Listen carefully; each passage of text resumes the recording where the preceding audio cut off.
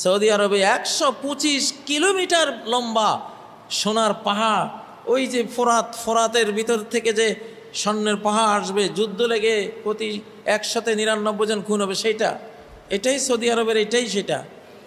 ফোরাত মানে মিঠা পানি, ফোরাত মানে ফোরাত নদী না, একটা হলো নাহারুল ফোরাত, ফোরাত নদী। হাদিসে নাহারুল ফোরাত নাই, যে ফোরাতের ভিতর থেকে স্বর্ণের পাহাড় আসবে, সেটা ফোরাতের ভিতর থেকে। ইউশিকুয়ান ইয়াসের আল ফোরাত, ইউশিকুয়ান ইয়াসের আল নাহারুল ফোরাত নবীজি বলেন নাই, আল ফোরাত বলেছেন। আর ফোরাত মানে মিঠা পানি। সূরা আল মুরসালাতের 27 নম্বর আয়াত, ওয়াসকাইনাকুম মান ফুরাতা, তোমাদেরকে আমি মান ফুরাতা, মিঠা পানি পান করাই, মিঠা পানি পান করাই, ভূগর্ভ থেকে, পাহাড় থেকে, বিভিন্ন থেকে। তো সৌদি আরবে যে প্রবল বৃষ্টিপাত হয়েছে, বৃষ্টিপাতে মরুর বালুর সাথে, পরিষ্কার বালুর সাথে যে ধুলিবালি ইত্যাদি মিশেছিল, ময়লা ডাস ছিল, প্রবল বর্ষা নিয়ে ওগুলি সব সেকে আল্লাহ নিচে নিয়ে গেছেন। নিচে নিয়ে পলি মাটির একটা আস্তরণ দিয়েছেন, যাতে নদী হতে পারে। কিয়ামতের আগে আরব ভূখণ্ডে নদী হবে, নদীর জন্য তো নিচে একটা পলি লাগবে, পানির ধারণ ক্ষমতা সম্পন্ন পলির আস্তরণ লাগবে। সে আস্তরণ তৈরি করতে গেলে চিকচিক করা বালুর মধ্যে যে ডাস লেগে আছে, প্রবল বর্ষণে আল্লাহ সেগুলোকে নিচে নিয়ে গেছেন। নিচে নেওয়ার কারণে স্বর্ণের খনি বেরিয়ে আসছে 125 কিলোমিটার ব্যাপী। কিন্তু এটা নবীজি বলে গেছেন, লা তা খুঁজু মিনু সাইয়া, কিছুই এখান থেকে নিতে যেও না, মারা পড়বা, প্রতি 100 জনের মধ্যে 99 জন মারা যাবা। সৌদি আরব থেকে বলা হচ্ছে যে এটা গ্লোবাল গোল্ড বেল্টে পরিণত হবে, বিশ্ব স্বর্ণপট্টি। তো বিশ্ব স্বর্ণপট্টিতে আমেরিকা আসবে, রাশিয়া আসবে, চীন যাবে, ইউরোপ আসবে, মানে কি সবাই তো বন্দুক লইয়ে আসবে। শুরু হলো কিয়ামত। আমাদের মুসলিম উম্মার পৃথিবী থেকে চলে যাওয়ার সময় একেবারে মাথার উপরে। এইটা হয়ে গেল একটা কিয়ামতের বিশাল আলামত হয়ে গেল।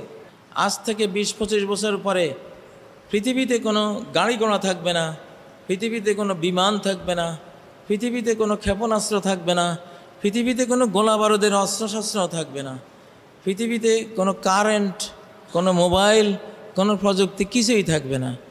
মানুষ আবার পূর্বাবস্থায় ফিরে যাবে, সেই কাজ শুরু হয়েছে। তবে সেই প্রযুক্তিহীন বিশ্বে এমন পর্যাপ্ত রিজিক আসবে, এমন পর্যাপ্ত, লা তুমসিকুস সামাউ মিন কতরিহা শাইআন ইল্লা সাব্বাতহু মিদরারা, আকাশ তার বৃষ্টির এক ফোঁটাও ধরে রাখবে না, সবটা ঝরিয়ে দেবে।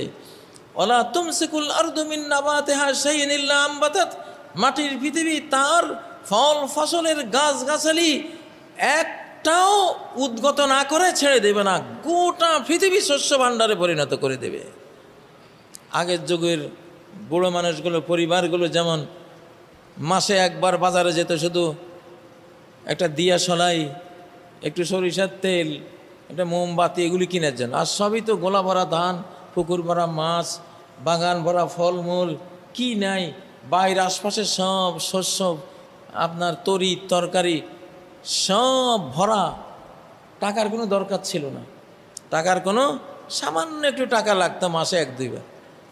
আর আমরা এমন এক শয়তানি যুগে এসে পড়েছি, টাকা ছাড়া আমাদের কোনো উপায় নেই। জমিন যে আমাদেরকে কিছু দেবে, সে জমিনটাই তাই না, গোটা পাকা করে সারছি আমরা। এই জন্য খাটনি খাটতে খাটতে 24 ঘন্টা ঘুমের মধ্যেও খাটনি খাটি আমরা এখন। তো এই যুগ থাকবে না ইনশাআল্লাহ, এই অশান্তির যুগ কেটে যাবে। এবার বর্ষা দিয়ে আল্লাহ বুঝাচ্ছেন, 52 বছরের মধ্যে এমন বর্ষা কেউ দেখেনি।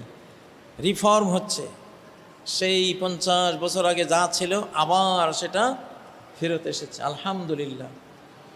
পানির সাথে সমস্ত রিজিকের সম্পর্ক, সমস্ত উন্নয়নের, সমস্ত সম্পদের সম্পর্ক।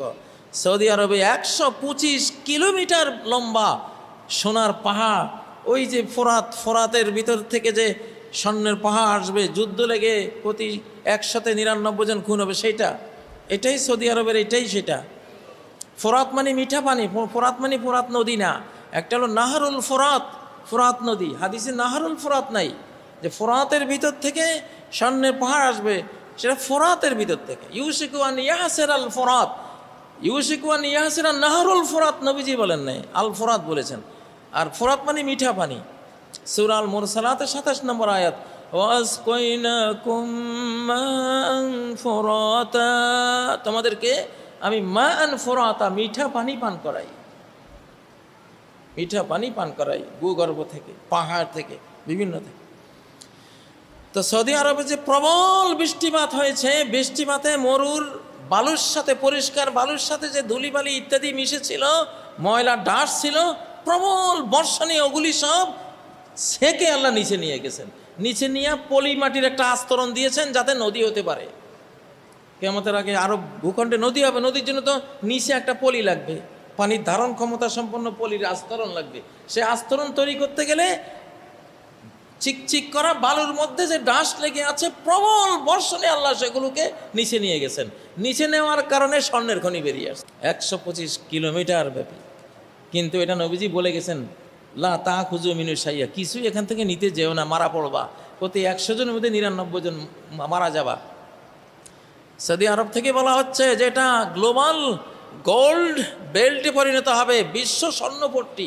তো বিশ্ব স্বর্ণপট্টিতে আমেরিকা আসবে, রাশিয়া আসবে, চীন যাবে, ইউরোপ আসবে, মানে কি সবাই তো বন্দুক লইয়ে আসবে। শুরু হলো কিয়ামত। আমাদের মুসলিম উম্মার পৃথিবী থেকে চলে যাওয়ার সময় একেবারে মাথার উপরে। এইটা হয়ে গেল একটা কিয়ামতের বিশাল আলামত হয়ে গেল। প্রিয় বন্ধুরা, তো সব কিছু এখন আল্লাহ তাআলা আমাদের রিফর্ম করে নিচ্ছেন। যে বর্ষা আমরা দেখেছি, সেম শীতকাল দেখবেন, সেম শীতকাল দেখবেন। সারা বাংলাদেশে আমি খোঁজ নিয়েছি, ছোট ছোট মাছ আবার শুরু হয়েছে। সেই কই মাছ, টাকি মাছ, শোল মাছ, ট্যাংরা মাছ বিপুল আকারে জন্ম নেওয়া শুরু হয়েছে। কারণ প্রবল বর্ষণে কীটনাশকের কারণে যে ভূমি নষ্ট হয়ে গিয়েছিল, বিষাক্ত হয়ে গেছিল, এগুলি ধুয়ে মুছে সাগরে চলে যাচ্ছে। তাহলে জমিন আবার নতুন হচ্ছে। শুধু যে সরকার বাংলাদেশকে সংস্কার করে নতুন করবে সেটা না, কাজটা শুরু করেছেন কে?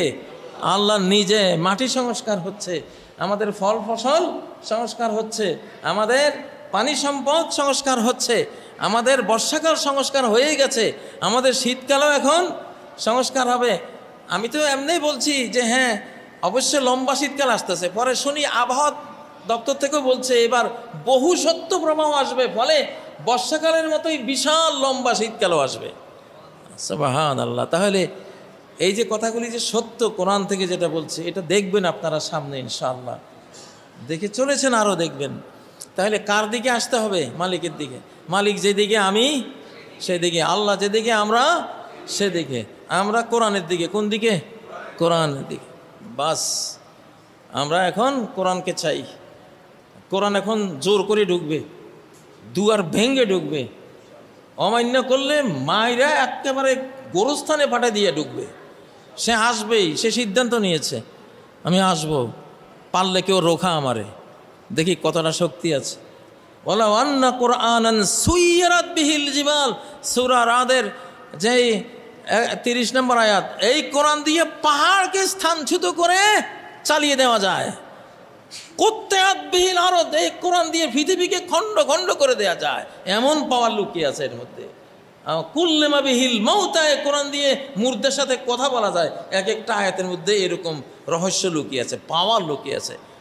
এই যুগে এরা আসবে, এরকম পাওয়ারফুল লোকেরা আসবে, কোরআন দিয়ে নাস্তানাবুদ করে ছাড়বে সব কিছু ইনশাআল্লাহ। যেগুলি শয়তান, যেগুলো বাতিল, এগুলির উপরে কোরআনিক খড়গ নেমে আসবে। আর সত্যপন্থীরা ভালোরা কোরআনের রহমতের ছায়ায় চলে আসবে ইনশাআল্লাহ।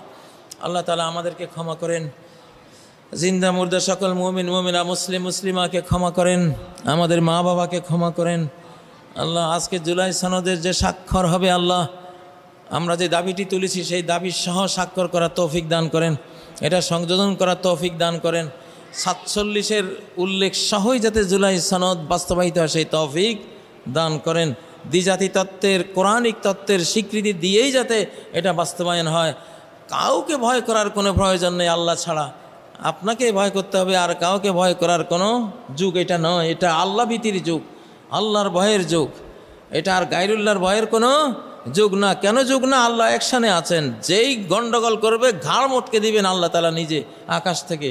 তার ফেরেশতা বাহিনী রেডি, তার কুল মাখলুকাত এখন যুদ্ধের জন্য রেডি ইনশাআল্লাহ। অতএব আর কোনো ভয় নেই মুমিনদের। আল্লাহ তাআলা আমাদেরকে নির্ভীক হওয়ার তৌফিক দিন, শুধু আল্লাহর ভয়, আল্লাহকে ভয় করার তৌফিক দিন, আল্লাহর কাছে আশা করার তৌফিক দিন, আল্লাহকে ভালোবাসার তৌফিক দিন।